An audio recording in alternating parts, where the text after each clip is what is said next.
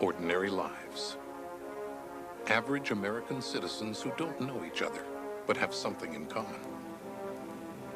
Their lives have been interrupted by a mystery.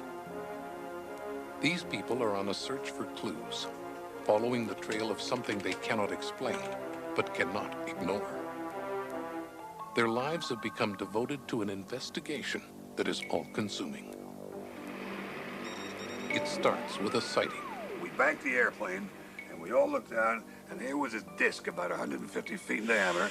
But I looked out the window and I saw something, and there was this ball of light about the size of a baseball. Sightings are followed by contact. You'll have more questions for which there are no answers. He might have been one of the UFO people. What we wanted to do is lure them into the test tube. Contact leads to missing time. Neither one of us knows who drove the last several hundred miles. It ends in a nightmare too terrifying to accept, yet impossible to dismiss. Alien abduction. I'm scared for my kids. They're very slick. They don't leave any traces of their presence. What was it? I don't know. Each of these people, in his own way, is an investigator, compelled by a personal experience to search for clues to the oldest mystery we know. Are we alone in the universe? The answer, if they were to find it, would be the greatest revelation in human history. Ordinary people searching for UFOs.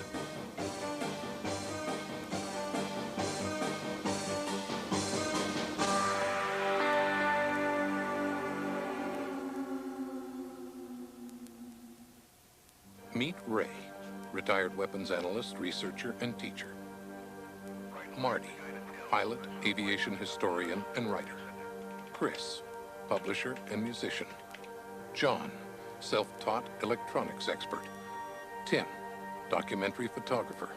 And a man we'll call Dr. X, an anesthesiologist who wishes to remain anonymous. These are the people you will get to know in this program. They are part of a movement called ufology, based on the letters UFO, an abbreviation that has come to mean much more than unidentified flying object.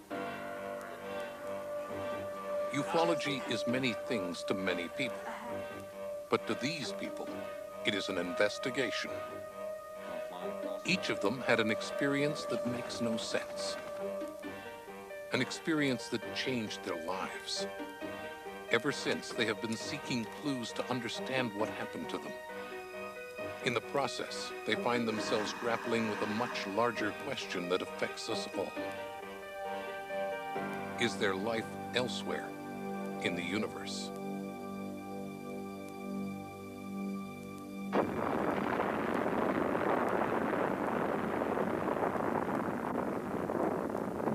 Many believe the UFO story began here, with the atomic bomb. People have seen strange things in the sky since ancient times, but the number of sightings seemed to suddenly make a quantum leap shortly after the atomic bomb. Which leads some to wonder, when we humans let the nuclear genie out of the bottle, did we inadvertently send an atomic smoke signal to the universe? Shortly after the atomic bomb ended World War II, a wave of UFO sightings hit the U.S. It began with a private pilot named Kenneth Arnold. The Associated and United Press all over the nation has been after this story. It's been on every newscast over the air and in every newspaper I know of. And this afternoon, we are honored indeed to have here in our studio this man, Kenneth Arnold. Go ahead, Kenneth. They seem to flip and flash in the sun just like a mirror, in such a way that it almost blinded you when you looked at them through your plexiglass windshield. It's just as much a mystery to me as it is to everyone else who's been calling me the last 24 hours wondering what it was. Kenneth Arnold had no name for what he had seen, but when his story broke, the press came up with one: flying saucers. And less than 2 weeks later, young Ray Fowler found himself being pulled into the flying saucer mystery. Ray Fowler's been investigating UFOs for his entire adult life. My interest in UFOs goes back to my teen years. I was extremely interested in astronomy, and I was interested in experimental aircraft and our experiments with the V-2 rocket and space travel. So when UFOs or flying saucers or flying discs hit the headlines back there after Kenneth Arnold's sighting on June 24th, 1947, I began collecting articles and reading about these strange objects. My interest peaked when I was working on a farm in Danvers on July 4th, 1947, and something made me look up. And I thought I saw a parachute coming along, and as it got closer, I saw no shroud lines, and it got still closer. It was a disc-shaped object. And as I watched and yelled for people to look behind me, and no one was interested, they were way behind me, it began to come down in a falling leaf motion, and I watched it slowly in this falling leaf motion go behind the trees. And I began to thinking, well, maybe it was a parachute. Maybe I just didn't see the shroud lines, and I didn't see the pilot. But there was nothing in the paper about a crashed aircraft either. So through this escalation of theories, of hypotheses, trying to figure out what this was. The escalation of theories and hypotheses never ended. In fact, for Ray Fowler, it has become a way of life. 50 years after that sighting in 1947, he is still searching for answers to the UFO question. This man is also a UFO investigator. His name is Marty Caden, and like Ray, he was a young man when Ken Arnold's sighting first made the news. Marty's a science writer and aviation historian with over 150 books to his credit. As a journalist, he covered the space program for 30 years. Several of his science fiction novels have been made into feature films and hit TV series. He's won every major aviation and space writers award there is. But most of all, Marty Caden is a pilot. Clear.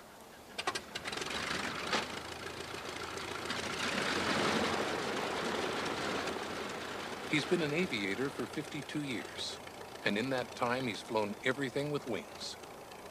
When Marty Caden talks about aviation, he knows what he's talking about. Mitchell Farmer with 5 people aboard. Marty knows perception is everything to a pilot. His life depends on it. But he also knows pilots sometimes see things here in the sky. He knows because it happened to him. We were flying along on a twin-engine bomber very much like this one. Now we're coming south through Florida, and we're just about the same altitude, a few thousand feet above the ground, when suddenly one of the men in the back of the airplane reported that we had a bright light coming down toward the aircraft behind us. And the closer it came, the more it looked like a disc instead of just a light. It was a disc reflecting sunlight.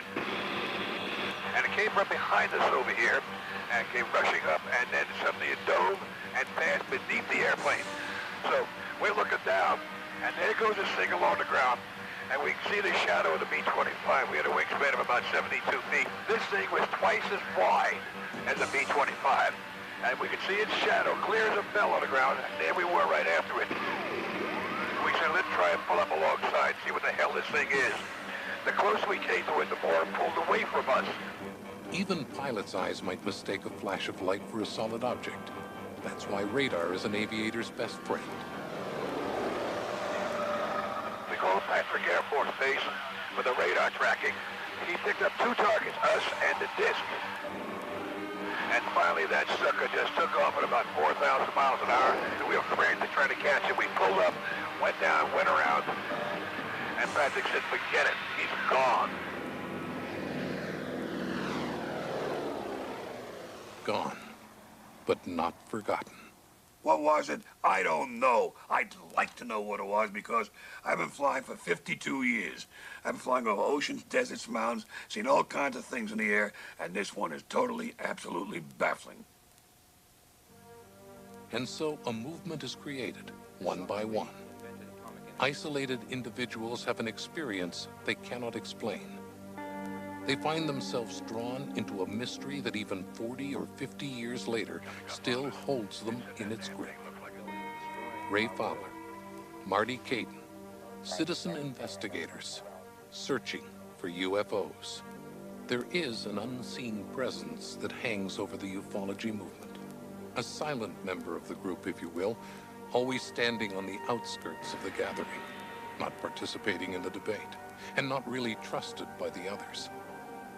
Yet, this particular member of the ufology movement is never far from the discussion.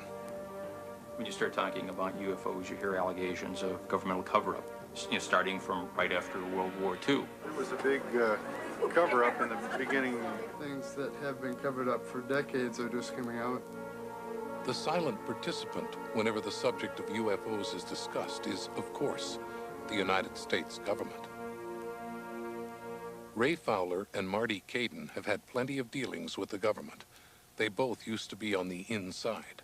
Ray, a supervisor at GTE on the Minuteman missile, and Marty, an investigator for the Air Force.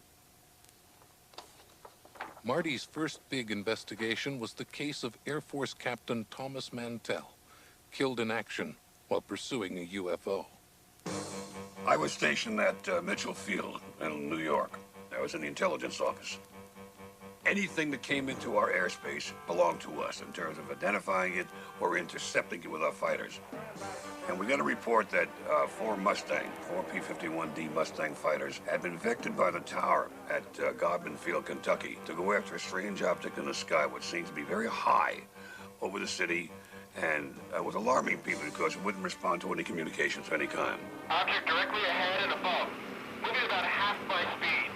It appears metallic, of tremendous size. Three of the men did not go all the way as high as their airplanes could fly because they lacked oxygen, which had not been placed in the airplane that day. Mantell, more excited than the others, reported he was seeing something that was very huge and silvery and gleaming in the sky. "I'm going after it," he said.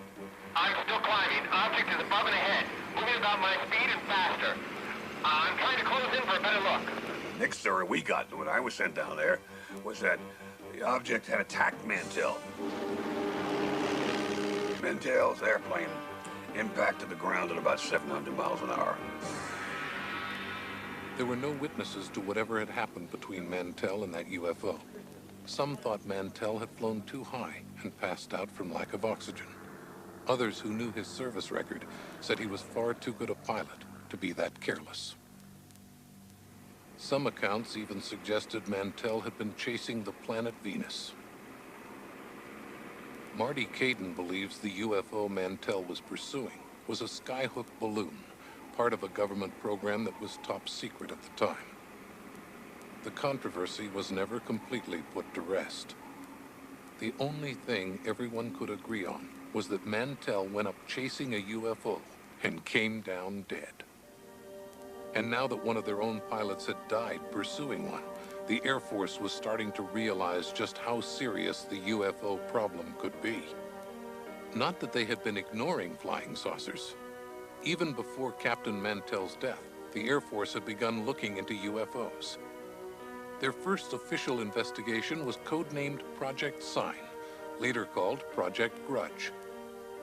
In 1947, when UFOs were reported, flying discs as they were called in those days, the government took it very seriously because their own pilots and airline pilots were seeing these things. So the Air Materiel Command initiated an investigation and came to the conclusion that the objects were real, not visionary, and initiated a proposal for a larger project.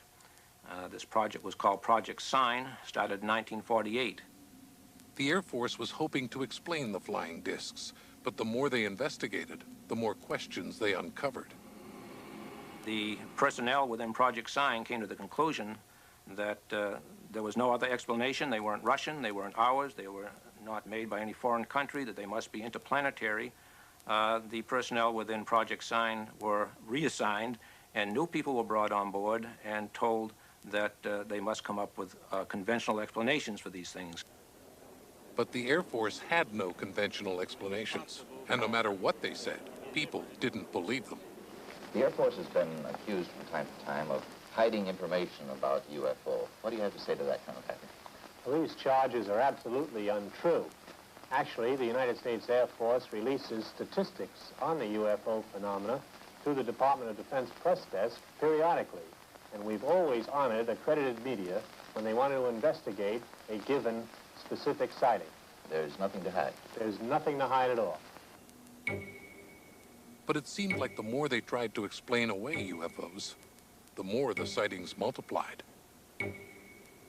The worst moment ever for the Air Force came in July 1952, when a rash of sightings occurred in the most awkward of all places, Washington, D.C. Washington, D.C. is sacrosanct. You can't fly over an area called P-56. That's the White House, prohibited Area 56. And these things were flying anywhere they wanted to go. And the sightings were coming in a wave. July 10th, July 14th, July 19th, July 26, 1952, the Washington wave peaks. Over 40 years later, that night is still clear in the minds of two men working in the tower and radar room at Washington National Airport. For air traffic controller Joe Zacco and radar operator Ray McInnes, it started with a sighting. And we observed this bright light to the northeast of Washington. At the same time, they picked up unidentified targets on radar, headed straight for Andrews Air Force Base. I looked down at the radar scope, and there was a trace going from northeast of Washington to the vicinity of Andrews Air Force Base. At that very moment, a Capital Airlines DC-4 was approaching to land. At the controls was Captain Casey Pierman. He heard some reports of these foreign objects, and he said, if you see anything in our vicinity, he said, how about giving us a call? I said, you do have a target off to your left, but a half mile. I said, unidentified. He said, yes, I see it. He said, boy, is it bright. And just then, the target disappeared. He said it went straight up. The president was getting upset. Chief of Staff was upset. They said, knock these things down. And the answer was, knock what down? When Air Force fighters arrived, the UFOs vanished. The next morning, the press had a field day, and the Air Force had a problem. There's no way to defend against something if you don't know what it is. And despite all the sightings, nobody knew for sure what they were seeing. There's a rule in the military. If you don't know, shut up. Never admit you don't know. Refuse to answer or classify the subject so you can't be misquoted. It was too late to classify the Washington wave. It was all over the news. The Air Force had learned a painful lesson. From now on, UFO sightings, even by commercial pilots, would be kept classified. Pilot sightings were to be reported immediately to the Air Force, but not mentioned to the public. The United States government had taken the first step toward keeping its work on UFOs secret. But behind the scenes, the Air Force UFO investigation was busier than ever. Now called Project Blue Book, it would eventually investigate thousands of cases over 20 years. Until now, the Air Force had only occasionally consulted with serious scientists about UFOs. But with the problem getting worse, they decided to call in an expert astronomer, Dr. J. Allen Hynek. Hynek was an eminent scientist and eventually became a colleague and personal friend of Ray Fowler. Dr. Hynek had impeccable scientific credentials. He was professor of astronomy at Northwestern University. He was director of the Lindheimer Astronomical Observatory. At one time, he was the associate director of the Smithsonian Astrophysical Observatory. He was chosen to track Sputnik from a volcano on Hawaii. And he was chosen to be the chief scientific consultant to Project Sign, Grudge, and Blue Book. Hynek started out a skeptic on UFOs. He thought the sightings were a craze that would soon go away, like the hula hoop.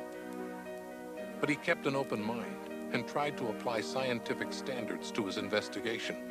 The most provocative sightings, objects appearing at distances of 500 feet or less, he named close encounters and devised a system for classifying them into different kinds. Hynek wanted to prove scientifically that UFOs could be explained away. But over the course of his life, he uncovered evidence he could not dismiss.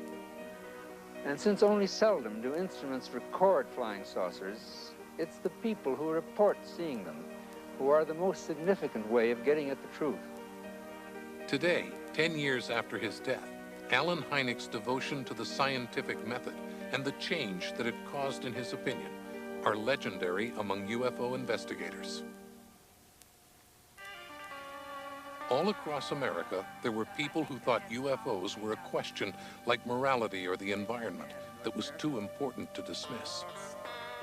And whether the government had indeed dropped the issue or just wanted people to think it did, the sightings never stopped. So, in the tradition of American grassroots activism, individuals across the country began attempting to fill the void created by the Air Force. The civilian organizations researching UFOs came about really as almost a protest against what civilians were being told what UFOs were. People would see structured objects and would be told they were seeing Venus or a weather balloon. And people who had good credentials were being ridiculed, really, because of government statements.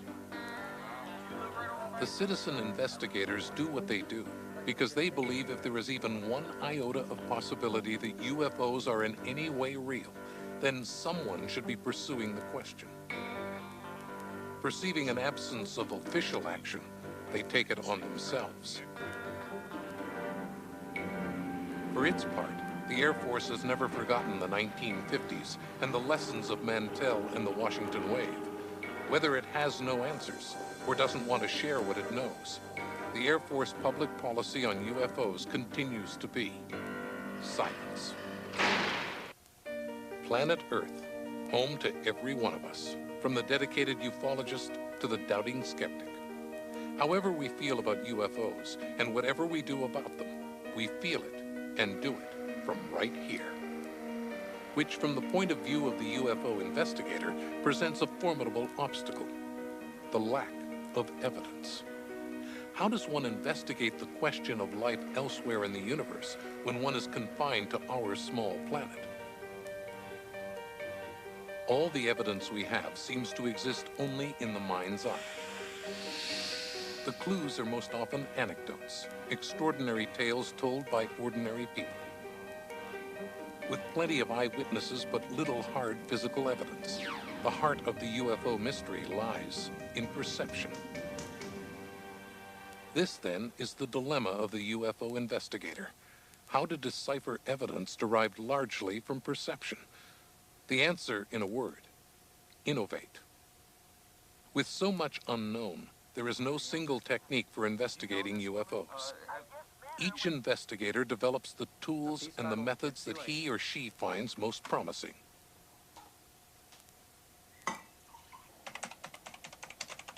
Case in point, Chris O'Brien.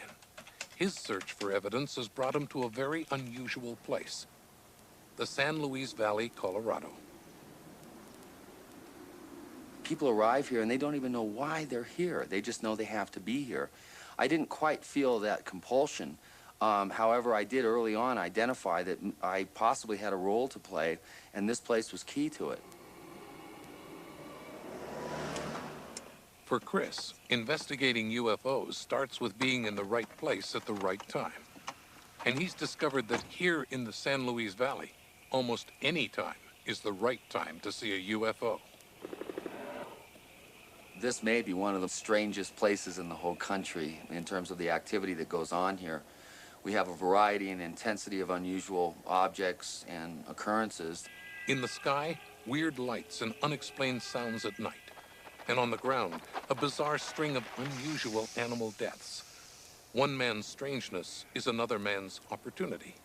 For Chris O'Brien, whatever is going on in this valley adds up to one thing: evidence. There's a major chunk of data that can be gleaned from the things that have been reported here, and nobody has bothered to do it. And I felt compelled to elect myself to fill that role of being the person that documents and tries to get down in one place all the events that have been reported here. And I think it could really give us some major clues and maybe possibly furthering our understanding of these things that I'm investigating. Chris started a newsletter, the Mysterious Valley Report, and spread the word. If anything unusual was going on, he'd like to know. It wasn't long before his telephone became a virtual hotline for the paranormal. Now that people know that I'm here, you know, there's no question that I will find out. If somebody sees something in this valley, within seconds, minutes, or days, I will find out about it. I just wanted to let you know what I seen last night when I came back from Denver. Oh, you had a sighting, huh? Yeah. Do you mind if I put my tape recorder on real quick? One more story of a sighting. One more bit of anecdotal evidence. We seen some blue lights similar to the ones that we seen earlier in the summer. No traces have been left behind. No photographs exist. Just one woman's perception. A skeptic could easily dismiss it as nothing. But Chris O'Brien has heard too many stories that can't be dismissed. Some told to him by the most reliable of sources, and involving some very high-level players. Cheyenne Mountain, Colorado. Deep inside this mountain is NORAD, the Air Force electronic eye on the sky. If anything enters U.S. airspace from this world or any other, NORAD will detect it and sound the alarm. Perhaps coincidentally, the Air Force built NORAD right next door to the mysterious valley, where all the strangeness and UFO activity keep Chris O'Brien so busy. Ever since it was built, NORAD's been like a secretive neighbor here, wanting to know all about everyone else's business, while revealing little of its own. We had one of the dark horse events in ufology occur here when NORAD called the Rio Grande County Sheriff, and the Undersheriff Brian Norton answered the call. It sounded like something from space had crashed into the mysterious valley, and NORAD wanted the sheriff to do a ground search. That seemed pretty reasonable to Sheriff Norton, all part of the job. We got a report. What they said on the computer was that it was a large explosion. They said the coordinates would have been in the Rock Creek area. Then things started to get a little odd. They called back 30, 40 minutes later and gave us a complete separate set of coordinates, which they say when they work that out would be over in the Fuchs Reservoir area. I set down a ground crew, got a helicopter, or not a helicopter, but a plane in the air, fixed wing airplane. We flew until dark, drove after dark in four-wheel drive vehicles and checked with the residents, see if they'd seen or heard anything, and come up with nothing. NORAD is the most sophisticated space tracking network there is. They monitor more than 5,000 objects 24 hours a day, right down to a screwdriver that floated away from the space shuttle. Yet, they couldn't seem to get their coordinates right for Sheriff Norton. Because NORAD steered him to two different locations, Norton and his men spent 2 days on a wild goose chase over thousands of acres. By now, Sheriff Norton was thinking it was more than odd. It was suspicious. Maybe NORAD intentionally misled him. Maybe they didn't want him to find whatever had crashed in the Greeny Mountain area. The afternoon of the 13th, when I called Major McCouch and talked to him, and he told us that there was no reason for us to even look any further. I've got people calling up that there's black choppers flying around, no markings. When we called around to White Sands Missile Base up to Colorado Springs, they said they had no knowledge of any night maneuvers going on, that they didn't fly at night. Then I got a report early in the morning about 7:30 of 3 B-52 bombers in a staggered formation, wingtip to wingtip.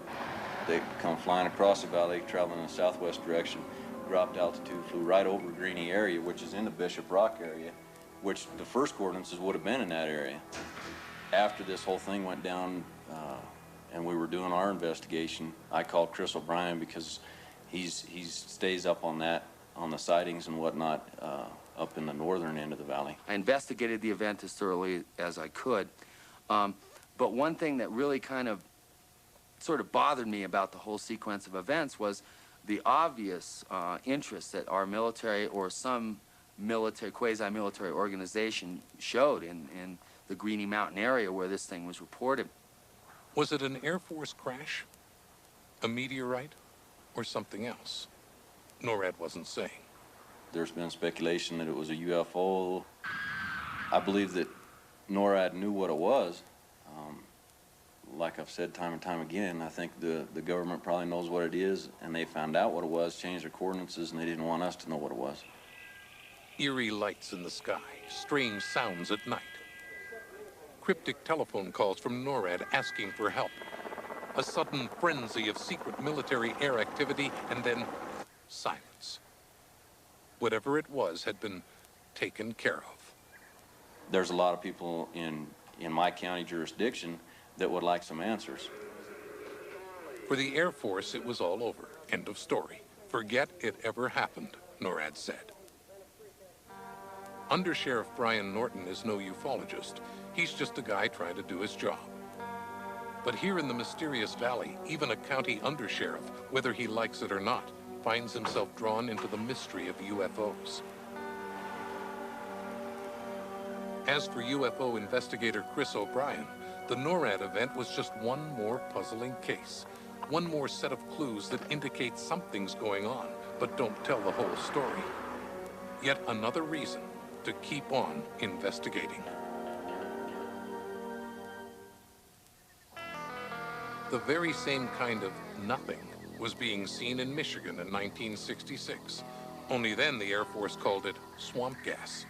No, when you looked at it through the binoculars, it was like spherical, and there were two red lights at the sun, and a real pale, it looked like green light at that. Yeah, that was an ellipse. First I thought it was a helium. An entire dorm of co-eds and their dean saw something hovering in the night sky. Also among the witnesses were a dozen cops called to the scene. The bottom was a bright red. With all these witnesses, the story got big in a hurry. So the Air Force called in their scientific consultant, Ray Fowler's friend, Dr. J. Allen Hynek. It became a case that Hynek would long regret, a case where he found himself doing more public relations than investigating.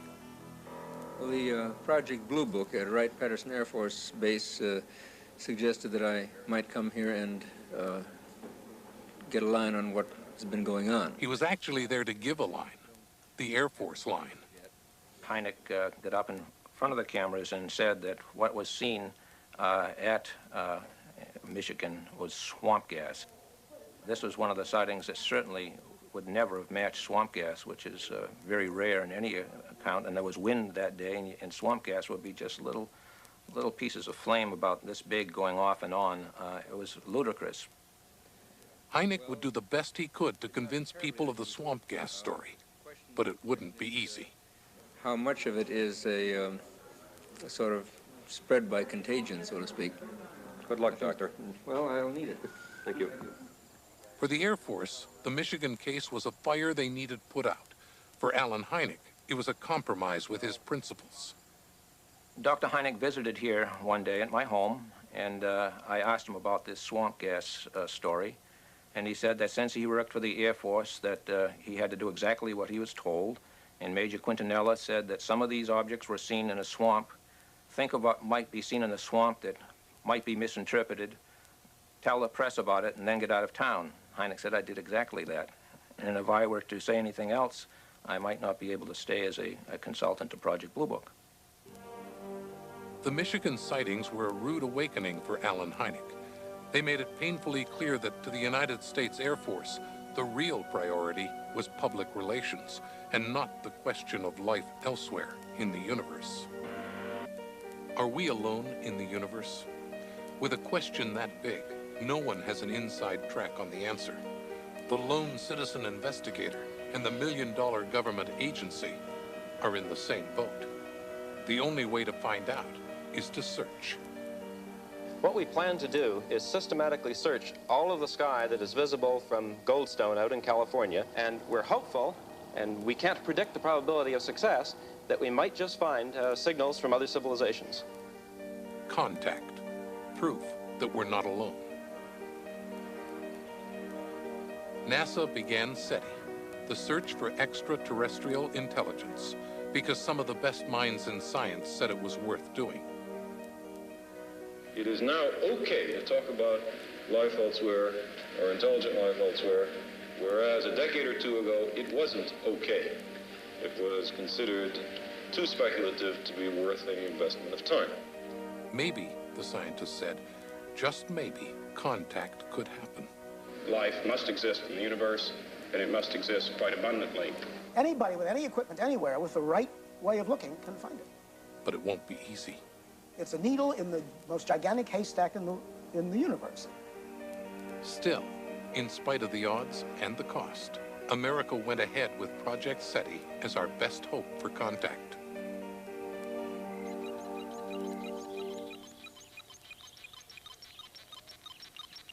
But Project SETI isn't our only hope. Not everyone who dreams of contact works at NASA. The thing I've been trying to accomplish for the last 22 years or so is to try to home in extraterrestrial intelligences and or interdimensional, whatever they be.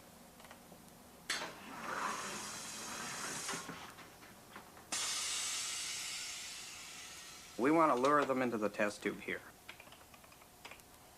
Meet another UFO investigator, John Shepard, citizen inventor.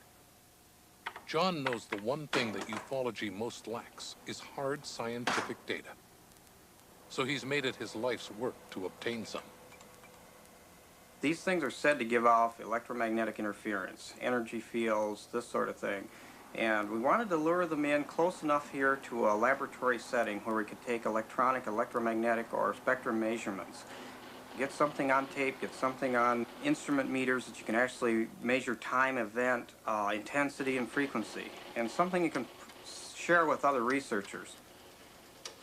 Ever since he was a boy, John has had the same dream as the scientists at SETI: contact.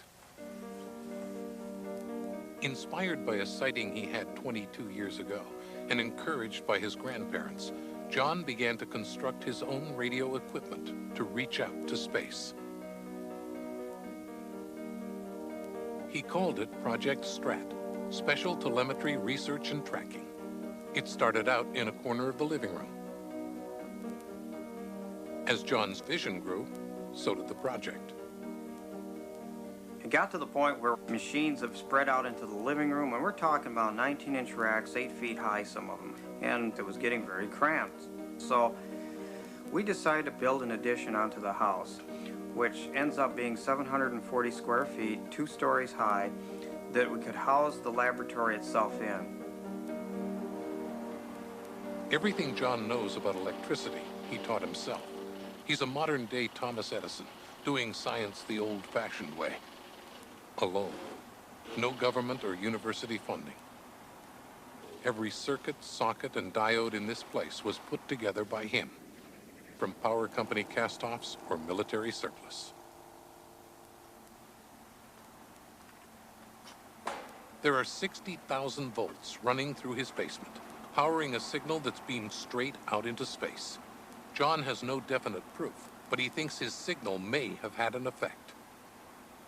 We had some close encounters of the second kind here. We had quite a few very close sightings of small satellite objects darting across highways in front of people's vehicles. So things like this started happening very rapidly, about a year after we went on the air in '72. Shortly thereafter, a small collective was formed. When all those sightings started happening, John needed a baseline reference, a way to separate the false alarms from genuine sightings. So he devised an experiment to test human perception.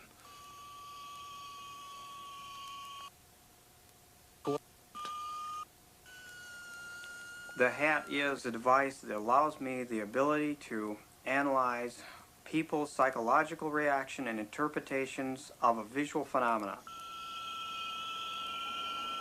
With the decoy hat on his head, John goes out where he knows he'll be spotted. Then he studies people's reactions. Somebody comes along, it's night, you see something, what is it? What's your reaction to it? Are you frightened by it? Do you investigate it further? How do people react to these phenomena? This very closely relates, of course, to the UFO encounter. Well, I think that worked rather well. After an evening spent in the field, John checks with local law enforcement to see if any unusual sightings were reported. The reports reveal a lot about perception. And in asking some of these people later what they saw, they described things, some of the objects as big as 50 feet in diameter. And this was the hat, without a question. But the heart of Project STRAT is the broadcast operation. Every day, John beams 2 signals out into space. One, a digital pulse code, and the other, a live radio show. These are the bait he uses to try and lure UFOs into the area. There are no sponsors, no commercials, maybe even no listeners. And we wish you a good evening and a good night, and peace as always. But just the possibility that something out there might hear and perhaps respond keeps John going. I really believe that in expanding our consciousness, this is part of what we must now deal with. As we've matured and developed technology and had gone outside of our own world, we've also opened up the possibility that there's other intelligences all around us, that there are other life forms out there. Whether they're friendly or hostile, we need to be prepared. We need psychologically and technically to be ready to confront this or deal with it as it appears, or we may be an extinct species. 7 days a week, 365 days a year for 22 years. He has no help and he never calls in sick. The door is always open at Project Strat, and John is there, waiting for contact.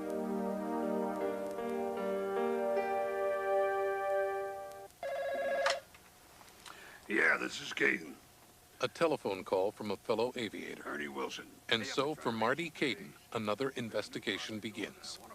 There's one thing to remember about this. Over the years, Marty has cultivated a network of informants, mostly aviators. He never intended to become a father confessor to troubled pilots, but there is no 12-step program for aviators who've seen UFOs. And so, they call him. Which brings us to Marty's newest case. The man who called Marty today is a distinguished aerospace engineer and veteran of NASA's Apollo moon landing team, and in the 1950s, a military aviator with SAC, the Strategic Air Command. During the Cold War, SAC was America's first line of defense. Its bombers were in the air 24 hours a day, loaded with nuclear weapons. Crews were trained to do the unthinkable, knowing they would almost certainly never return. Men the Air Force trusted with America's most precious military secrets. After the Washington wave, it was illegal for a military aviator to publicly discuss UFOs he might have seen. This aviator did his duty, kept his silence, but he can't erase his memories. A long time ago, something happened on a routine training mission in a SAC bomber. Now he's retired. He needs to put to rest something that's still alive in his mind's eye, something that's been troubling him since the 1950s. It's finally time to go on the record to an investigator and fellow aviator. Marty wants to hear what he has to say, but he's not optimistic about solving this case. It's 40 years old. Where were you when this took place? I would estimate probably around 22,000 feet, perhaps halfway across the Gulf of Mexico. Where were you in the aircraft? What was your position? I was in the right gunner's position. What did you see at first that drew your attention? Well, the first thing that happened was when the radar operator had finished calibrating his system, he had a target at 60 miles. At what point did something come into your visual range that you sighted something? It was less than 5 seconds after he reported the target at 1 o'clock and 5 miles. And what caught your attention? I saw a neon blur go by the right side of the aircraft.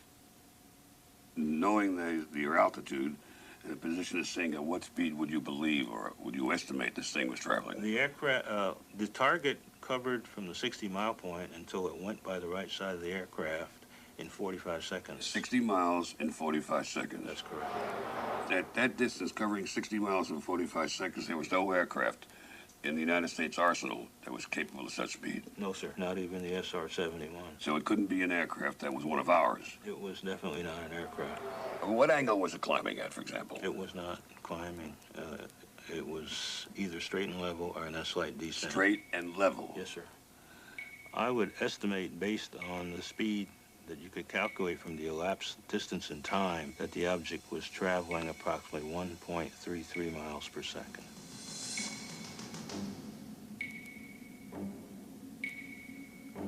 Configuration-wise, it was almost impossible to tell what it was. If anything, it was, every time I think about this, a neon tube comes into mind. At what point after the passage of this object past the aircraft, when you still didn't know what the devil it was, were you able to ask the pilots about it? I didn't ask them.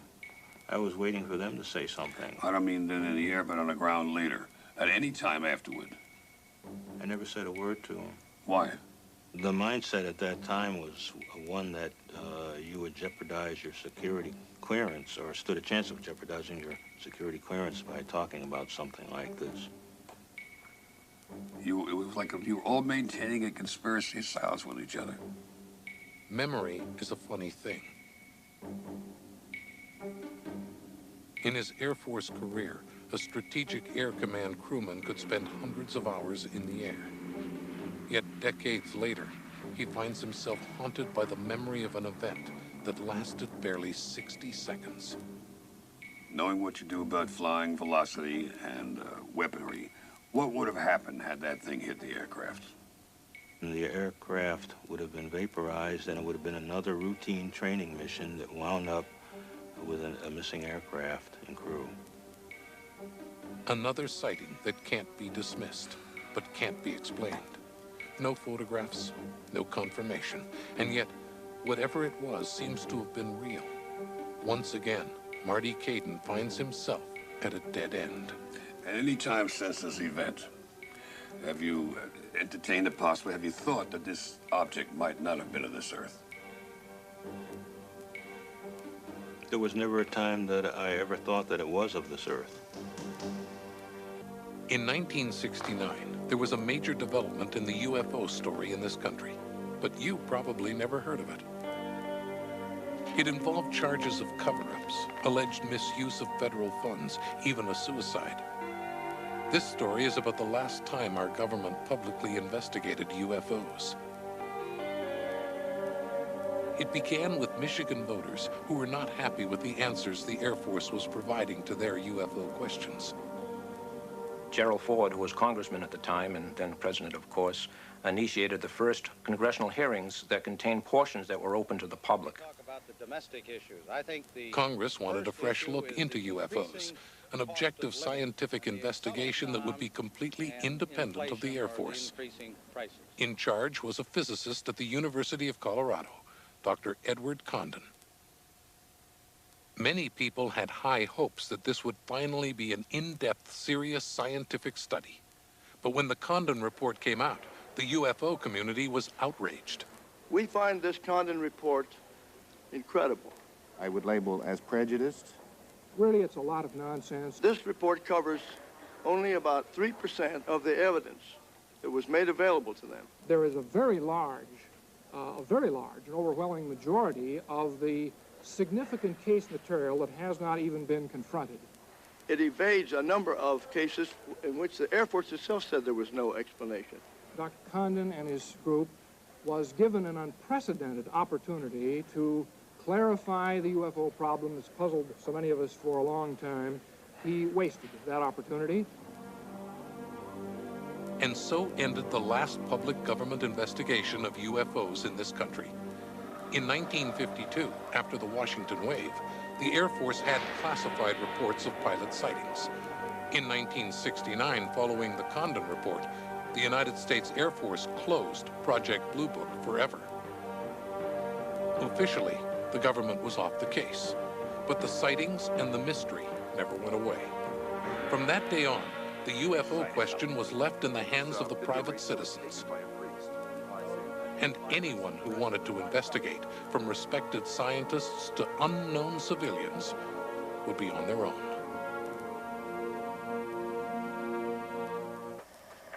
Hi, Mr. Fowler. My name is Carol, and I live in Quincy, Mass. Calling about a UFO sighting yesterday. I don't know who else to call, but If you're a UFO investigator, finding witnesses is not a problem. They will come to you. Physical evidence might be even more intriguing, if you could find any. You had the flying discs, the daylight discs that we investigated early on. And then you had what they call close encounters of the first kind, where people actually claim to have seen machine-like objects, not something way up in the air, but within 500 feet. And then you had close encounters of the second kind, where these objects actually landed and left physical traces behind. Del Norte, in the San Luis Valley, Colorado, a little ranching town with a big problem. In this case, there's no shortage of physical evidence. The trouble is, it raises more questions than it answers. A serial killer is on the loose in Del Norte. Something is killing the cows.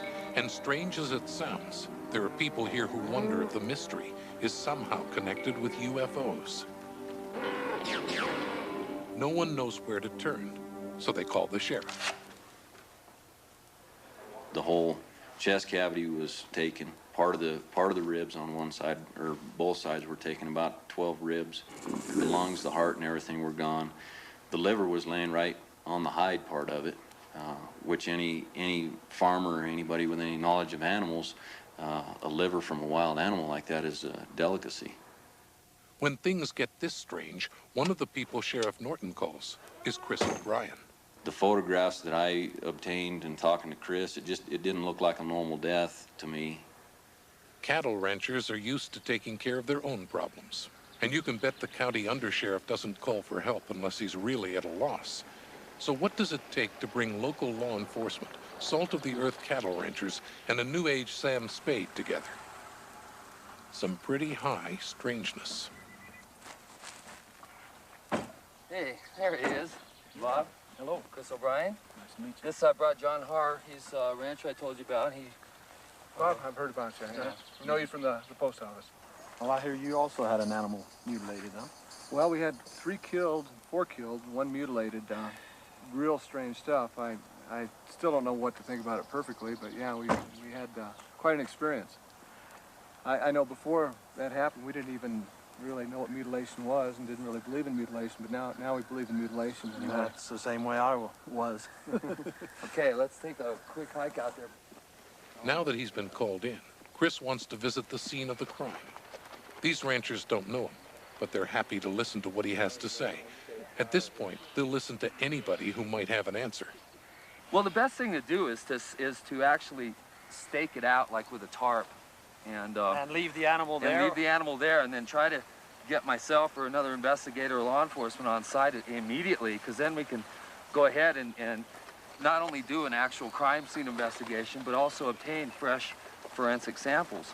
In talking with the outlying areas and the neighbors and stuff, there were lights reported in the treetops.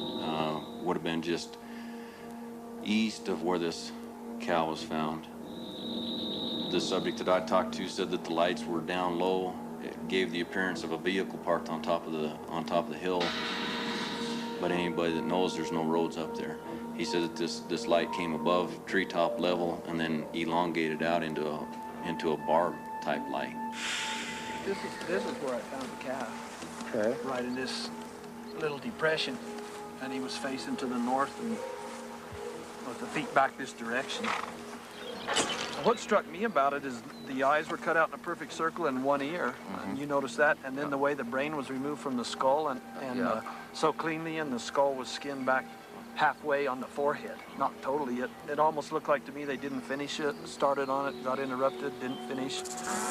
Bob, one of the things I noticed was the lack of blood or the lack of a fatal type of injury on the 4 cattle we lost.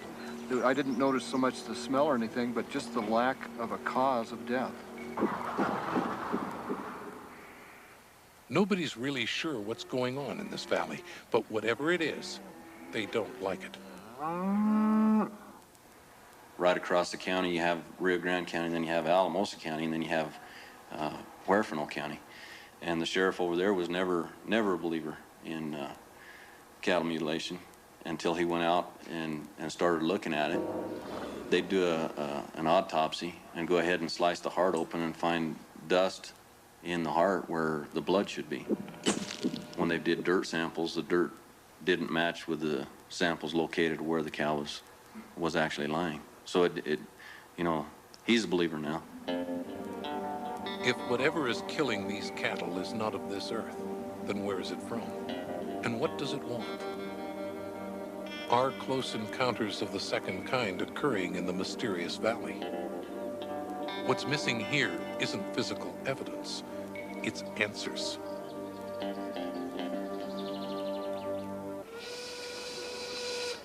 Milwaukee, Wisconsin, 1,000 miles away.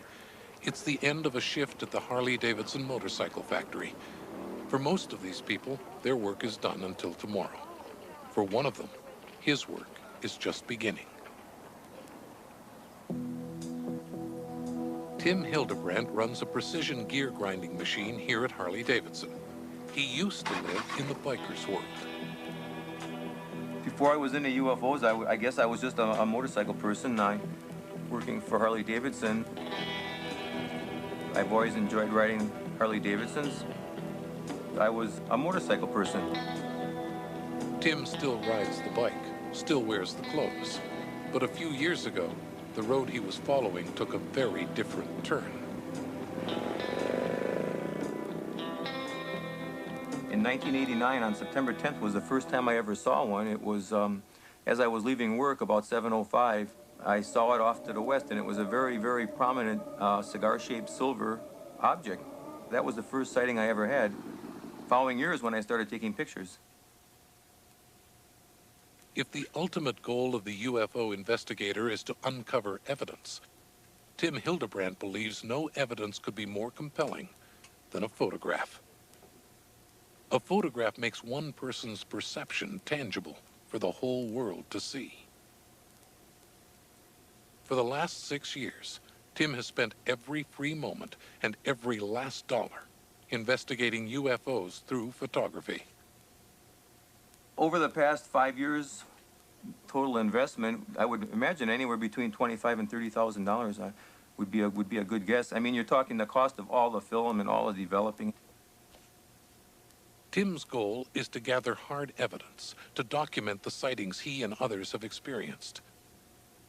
He's grown particularly interested in a small town a few hours away called Dundee, where UFO sightings and other strangeness have become almost commonplace. The people at Dundee, a lot of them have seen UFOs. Some of them have seen them close. There has been a lot of things happening out there. There's been some very unusual circles out there. People have heard things. I'm out there recording it as much as I can. Tim's destination is a bar up in Dundee called Benson's Hideaway. It's a gathering place for anyone who's seen something in the sky they can't explain. When he told me, and I'm really into this stuff, I believe in UFOs.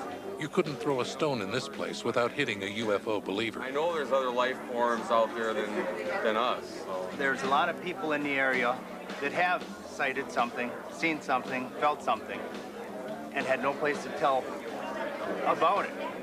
So they gather here at Benson's to share their UFO experiences. Tim's contribution is evidence. Photographs of his own sightings, many of them taken from the summit of Dundee Mountain, only a few miles away. And he said all of a sudden he heard it sounded like a jet just fly over by. 10 seconds later went flying back. Hi, Bill. Hi, Tim. In this place, Tim's photographs are seen as an important body of work. Many of these people wish they had photographs that could prove their own sightings were real. Tim's pictures have captured what he believes is a significant clue in the UFO mystery: triangles. What's unique about that triangle shape is that it seems to be occurring in more photographs that I've taken. In this particular photograph here, there's a triangle outline at the lower right of this light it's quite obviously there, and you can see that it has 3 sides. Other people around the country have reported triangular sightings, but they are unusual. The real excitement this weekend is about something that happened one night earlier in the month, in a marshy area of the lake. Strange lights, loud noises, and in the morning an ominous sight. Hundreds of square feet of crushed and flattened reeds. It looked like something had landed, actually, and that's where the grass grew there. Now everyone's wondering, did something from out there touch down here in Dundee? In my opinion, they didn't land long enough to burn. He walked to the edge. He walked to the edge and he said, "This will be the real test." And he walked off and he sunk down into it, down to about middle of his knee. And it was just, that's when I made a believer. I just was like, oh my God, he's walking on water. And it came real loud and close, and zoom, it was far away, and then all of a sudden, zoom, it jetted over the marsh. If one person sees something in the sky, they could be mistaken. But in this case, there were scores of witnesses all over town. Unfortunately, Tim wasn't there that night to photograph the lights. The only physical evidence that remains is the mysterious imprint in the reeds, left by something.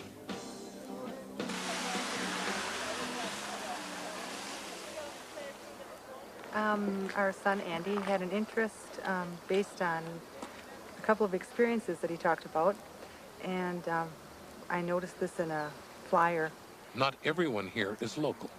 On the edge of the action, there's a family that traveled down from Green Bay. They look a little out of place in this crowd, but one of them feels right at home. I was seeing UFOs. There's something wrong with this picture of a perfect American family. Little Andy's been seeing things. Mom is sympathetic. Sis is a bit skeptical. And Dad's downright confused. It was a triangle. It had 3 lights. They were round. And it kind of, like, swerved and it shot down the sky until it disappeared. Triangular. The same unusual shapes that Tim has photographed. The moment Andy saw Tim's photos, he knew the trip from Green Bay was well worth it. The big event that caps the day is a hike up Dundee Mountain with Tim in the lead. Most of these people at least once have seen or heard something in the sky that they couldn't explain. Tonight, they'll have a chance to see how one investigator goes about gathering evidence. Here we are. We're going to use the 400, hopefully. Give us a little more telephoto range. Tripod is your best friend, because when you're making exposures in low light, you got to keep the camera dead steady. And if you don't, you're not going to get a sharp picture. And you got to always keep them ready, because you don't know when it's going to happen. You don't even know if it's going to happen. You don't even know, you might come up here 5 or 6 times and nothing will happen. You got to be ready all the time. When a person has a UFO sighting, they have to make a choice. They can ignore what they've seen as if it never happened, or they can accept it. But with something as strange as a UFO, human nature makes it hard to believe even our own eyes without physical evidence. Looking for answers, we turn to science. But the philosopher William James said, our science is but a drop, our ignorance a sea. Faced with questions that have no answers, the UFO investigator is left to wonder and to speculate. Part scientist, part dreamer, part detective. These citizens seek knowledge wherever they can find it. Tim Hildebrandt believes the UFO mystery goes back to ancient times. By reading all these different books, the Bible, many old books, it's obvious that we've had visitors all along. And the picture was that we have been visited throughout history. And we still are being visited now.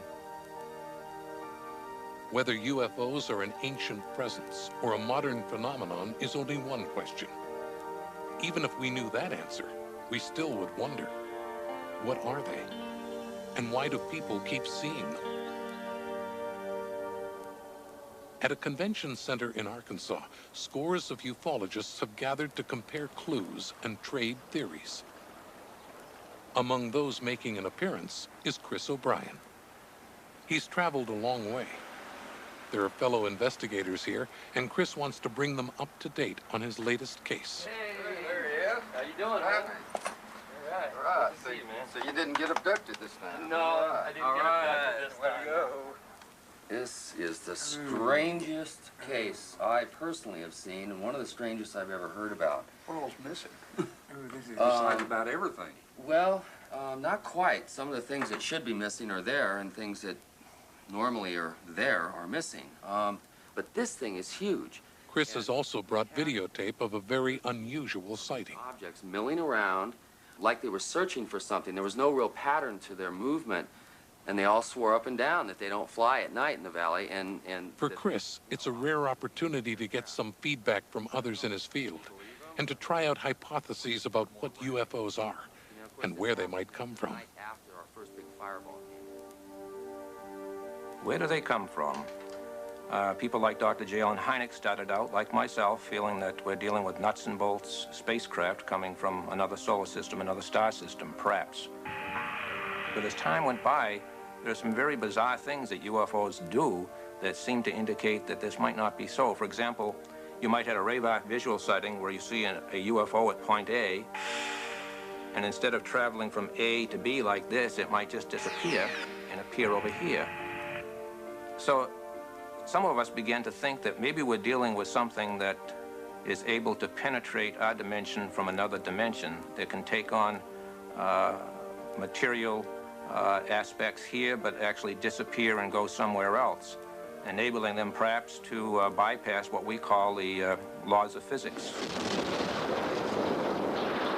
And liftoff of the first operational space shuttle mission with 2 satellites. When the Hubble telescope started to send back pictures from deep space, Marty Caden finally had a fresh lead to work with. In effect, the Hubble Space Telescope is a time machine. Because it can see so much farther out than we can here on Earth, it's taking us back into the distant past. Now the Hubble telescope, by looking as far back in time as it has, 14 billion years, has shown us vast changes in the universe that we never even suspected before. 95% of everything we believed is now in a trash can. Marty's been writing a book about Hubble, attempting to make sense of what it's starting to reveal. The Hubble findings have Marty thinking about UFOs in a whole new way. Now he's moving beyond pilot sightings and consulting with astronomers and astrophysicists about clues of an entirely different nature. Clues like black holes that challenge our very notions of time, space, gravity, the constants that define our existence. Or so we thought. And if we can discover what time is and gravity is, we're going to find them all linked together, like an orchestra playing the same tune, but in different notes, different sounds, different levels. And that's what our universe is. It's an orchestration. It all adds up to this. Maybe they're not out there at all. Maybe somehow they're right here, alongside us, in a parallel universe. Hubble is suggesting that there are other dimensions beyond those we understand. It doesn't mean that they're traveling through space like a rocket from here to the moon like Apollo did, or any ship like that. These could have the ability to transfer from one time dimension to another, to shortcut from one point of our space or our universe to another one. Like a tear in the fabric of a drape that makes up time. If there are such things as disks that are maneuvered by intelligent beings, if they have only a century more of learning than we do, that might be an easy trip for them to make. Now consider that above all. If they have only one more century of science and learning than we do here on Earth, we would be primitives to them. Hubble has given Marty the most compelling new evidence he's seen in years. He hasn't been this excited since he first learned to fly. In October 1993, Congress cut the funding and pulled the plug on NASA's SETI project. The amendment I am offering today will eliminate funding for what I believe to be a foolish and wasteful NASA program, the Search for Extraterrestrial Intelligence, or SETI. The best minds in science had said it was worth doing. It is now okay to talk about life elsewhere, or intelligent life elsewhere. That we might just find signals from other civilizations. Life must exist in the universe, and it must exist quite abundantly. If we had made contact with other intelligent life, it would be the greatest event in human history. But there was no money in it. And even the best minds in science have to eat. So when the last government paycheck was cashed, they packed their bags and moved on. And who of us wouldn't do the same? Anybody with any equipment anywhere with the right way of looking can find it.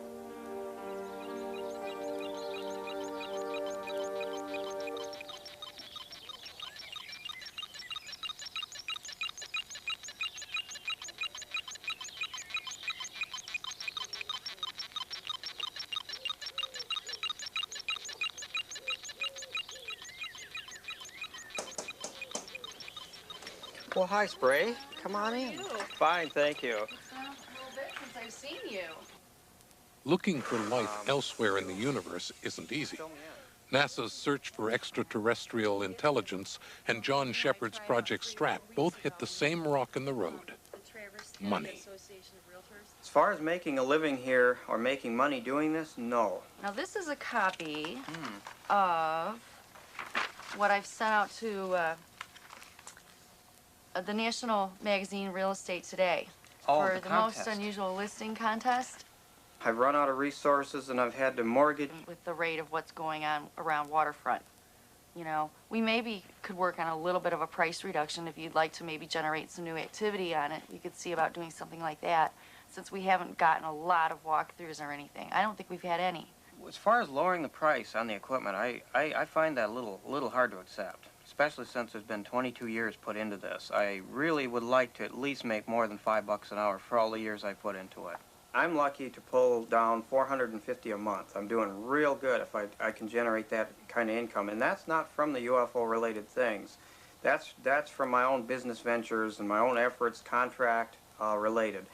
I do not have any investments hardly left. I used to be in the stock market, made good money there for a while, and invested it into the instruments in this lab, in this facility. Sure did. So now, after 22 years, John is selling his dream, ending his search. The questions Project Strat has been investigating are still unanswered. It's a painful decision. I love the work. The work is my life. But money is real, and you have to have it to pursue a dream. It doesn't just happen. As far as the equipment goes, John, I mean... But I feel that we did accomplish some things. I don't think it was a lost cause. I don't think we wasted our time or our energy. I think there's some good stuff that's been contributed to the Center for UFO Studies, to move on to the symposiums, to other people that are involved in the research. John hopes to find a buyer who shares his passion to know what's out there. Someone else who dreams the dream of contact. Someone who will assume the burden of running Project Strat year in and year out.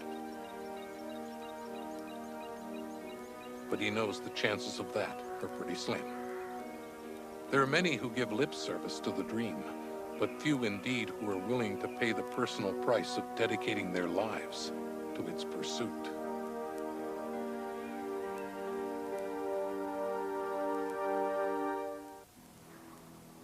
The price one pays for investigating UFOs can sometimes be more than 22 years of time spent searching and not finding. There are those who believe that pursuing the UFO question may have cost physicist Dr. James McDonald his career, and perhaps more. Dr. James McDonald was a good example of what ridicule can do to people who are involved with UFO research, especially if they have credentials. Devoted a good part of his life to investigating UFO reports, sightings, writing them up, speaking at scientific and non-scientific groups all over the country and in different parts of the world. Another thing that's common all over the world is the scoffing and ridicule from official sources, from my fellow scientists, largely, well, almost entirely. He was respected by UFO researchers, but his peers sort of looked askance at what he was doing. When he was a witness or giving testimony at congressional hearings on what the SST, the supersonic transport, might do to the ozone layer, one of the congressmen brought up the fact that he was interested in UFOs and researching UFOs, and sort of made a fool out of this very brilliant man. No one can say with certainty what it was that finally broke James McDonald's spirit. But the ridicule he endured for taking UFOs seriously cannot have helped him in his struggle with his own personal demons.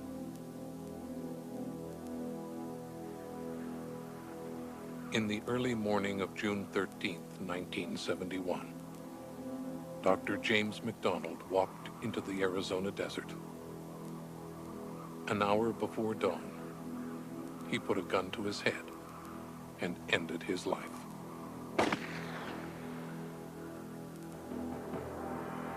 Dr. James McDonald, a ghostly presence who stands at the door to the UFO mystery, greeting us with this reminder: beware all those who enter here.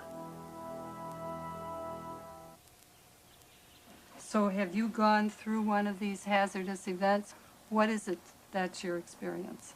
You know, there would be episodes of anxiety or things like that at night, night terrors, if you will. A support group somewhere in the Midwest. These people have gathered with their therapists to talk about a problem they all share, something they can't discuss anywhere else.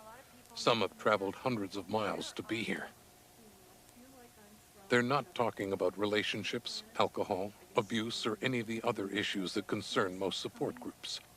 They're talking about alien abduction.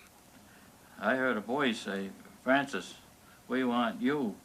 And I can remember being so scared that I was cowered right down to the floor. Alien abduction. Some believe that the twisting trail of UFO clues ultimately leads to this. For those who are convinced it is happening to them, there is no escape. All these odd things had happened to me, and I thought, well, Perhaps because these people feel powerless to resist. They go to extraordinary lengths to accept it, even make peace with it. Learning to become more and more comfortable with them, and I no longer feel poked and prodded and abused. I feel participation on a certain level, and the fear is disappearing. I'm starting to make peace with the experiences that I'm having, and they do let me know that they care about me, that they are kind and gentle and loving, which is sometimes hard to imagine. But there is one man here who cannot accept what's happening. To him, the experience is a nightmare, and he thinks the others in the group are rationalizing, deceiving themselves when they call it a positive experience. This man is a medical doctor, a scientist like James McDonald. He has nowhere else to turn, since most scientists don't even want to discuss UFOs. But the talk here isn't making him feel much better. Before, most of you folks have said how wonderful the experience is, and yet you talk about trauma and terror at the same time. I don't feel like I'm the victim anymore in this. I feel like it's something where I'm growing and I'm becoming a better person for it. Right, but it could still be, you could have a healthy reaction to an adverse. This man of science knows all too well the lesson of James McDonald.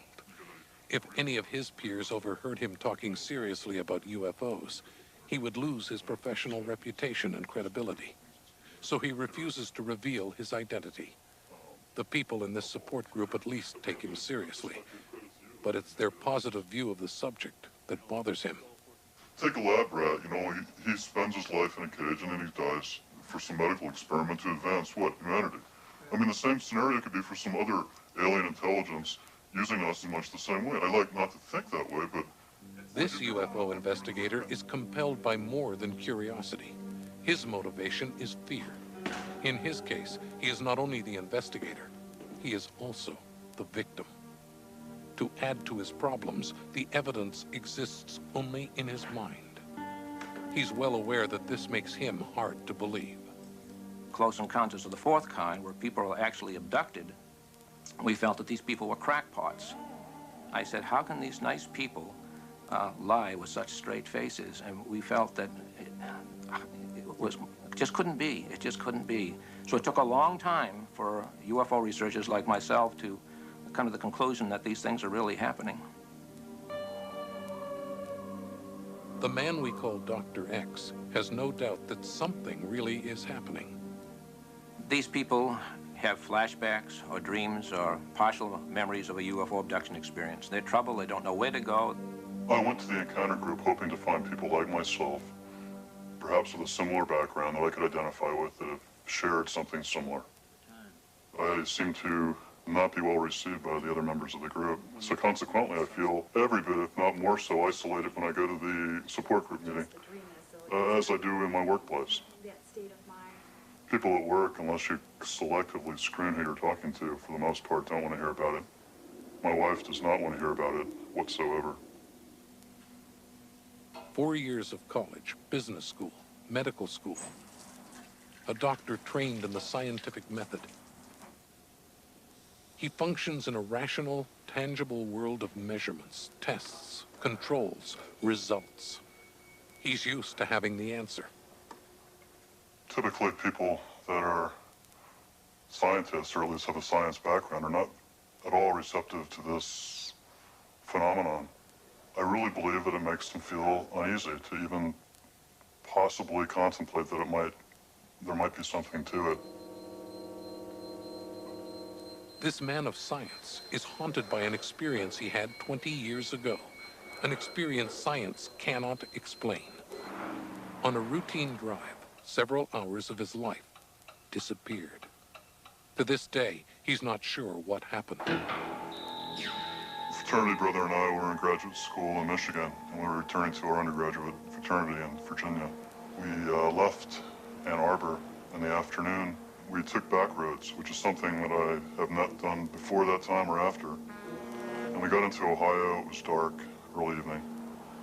We tried to get back on the interstate, the Ohio Turnpike. We drove towards it and ended up on a body of water. It must have been Lake Erie. It was a desolate area. There was nothing there but the end of the road and a street light. Got back in the car, headed back for the interstate, discovered to our dismay that the road we were on had no entrance ramp to the interstate. That's it. That's the last thing either one of us remember. It's now just before dawn. We're traveling on Interstate 81. We've just crossed into Virginia, across the state line. And we both, at the same time, are emerging to wakefulness. Neither one of us knows who drove the last several hundred miles. Neither one of us has any recollection of what happened. But something did happen, and somewhere buried in his subconscious for the last 20 years are the memories that can tell the tale. The mystery of that missing time has tormented Dr. X, growing worse with each passing year. Now he has reached the point where he can no longer go on not knowing. His search for answers to the UFO question is about to take him into the hidden universe of his own mind.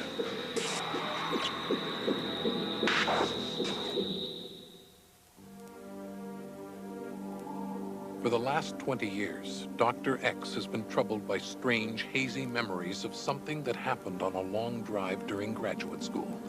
His memory is unclear, but one thing stands out vividly: a gap of several hours missing from his mind. The typical benchmark of UFO abduction cases we call missing time. Missing time, a contradiction that defies logic. No one knows that better than a man of science. We went from west of Cleveland to Virginia, and neither one of us knows who drove. Our consciousness ends and begins at the same 2 points, with no explanation. The people are going to see say, "Where have you been? You know, at such and such a time." And they look at their watch and see there's maybe 2 hours missing. If we did fall asleep, we should have been on the side of the road, crashed into a tree, or had some sort of memory, but we have neither. We just safely found ourselves waking up at the same moment, hundreds of miles away from where we last remembered anything. Hours of time, hundreds of miles, gone without a trace. Impossible, and yet it was all too real. Somewhere, buried deep in his subconscious, was a memory so horrifying that his conscious mind refused to allow it in. I was morbidly depressed for quite a while afterwards and was at a loss to explain why. I slept easily 12 to 14 hours a day and had an abrupt change in my habits that I couldn't account for. To the UFO investigator, Missing time is like the tip of an iceberg. It points to the existence of crucial clues hidden beneath the surface of the mind. What is needed is a tool for retrieving those missing memories. Hypnosis. When you have someone who has suffered a traumatic experience, whether it's shell shock or something very, very traumatic, the loss of a loved one, something that's so awful that they've buried it in that unconscious portion of their mind, I think hypnosis is very, very valuable. And it opens the doors for these things to come out. But with this warning that the strange things that you do remember that give you so much trouble now won't be multiplied tenfold if you really did have a UFO abduction experience and all these things become part of your conscious memory. It'll be like opening Pandora's box. You'll have more questions for which there are no answers. I decided that I would undergo hypnosis to see if I could uncover particularly what occurred on that trip when I was in graduate school in 1975. And so he took a chance and opened Pandora's box. Sure enough, under hypnosis, I did have recollections that I didn't have consciously that only further supported, yes, something did happen. Sometimes it takes 2 or 3 sessions to get that traumatic experience to come from the unconscious mind to the conscious mind. Again, it might just come out the first session. At the first session, I had nothing more than a physical reaction. I laid on the chair and I started tremoring horrendously. It would have resembled a seizure. In my mind's eye, I had the almond eyes of an alien in front of me. I couldn't break through that at a subsequent hypnosis session. My mind stopped on that incident in graduate school. And that street light at the end of the road by the water is not a street light at all. It's a light on the underside of a craft. I went back a second time, and he regressed me further into my childhood since we didn't seem to be able to get past that particular block. Sure enough, I'm in my elementary school playground. An enormous darkness covered the field. It was like an eclipse, and storm clouds moved over very rapidly. There was maybe a half dozen to 8 of us that were running for cover, thinking that there was going to be a bad storm or something. I thought that, sure enough, I got home, the storm came and so forth. But under hypnosis, I didn't make it to cover. I'm seemingly stationary in the field, and out of the clouds descends a craft, a typical disc-shaped, saucer-shaped vehicle. A ramp descends from the underside of it. It appears to be an entity, kind of shuffles down, and that's all I wanted to remember. Perhaps knowing is better than not knowing. But whatever comfort his new knowledge has given Dr. X, it has also raised new fears. I never used to pay attention to the sky. And suddenly, the sky is intimidating. I constantly am scanning the sky. Nightmarish memories from his own childhood are bad enough. But even worse is the possibility that the experience may be repeated with his wife and young children. Like many ufologists, Dr. X has come to believe that alien abduction runs in families. Case after case, we have females where it seems that ova is being taken.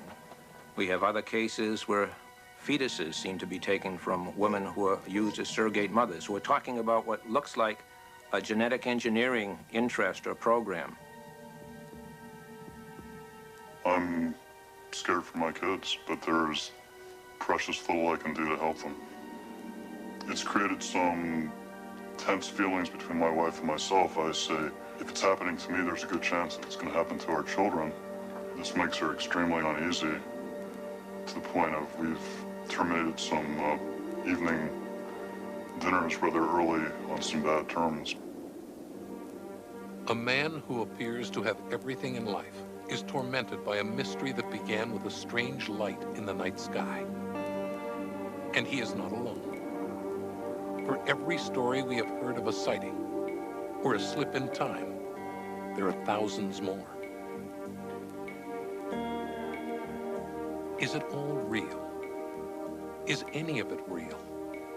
Are these strange tales the product of hallucination, deception, or something else? The UFO mystery continues to confound us, and even those who might prefer to dismiss the question, sooner or later find a clue they cannot ignore. On August 7, 1996, the scientists at NASA announced they had found just such a clue.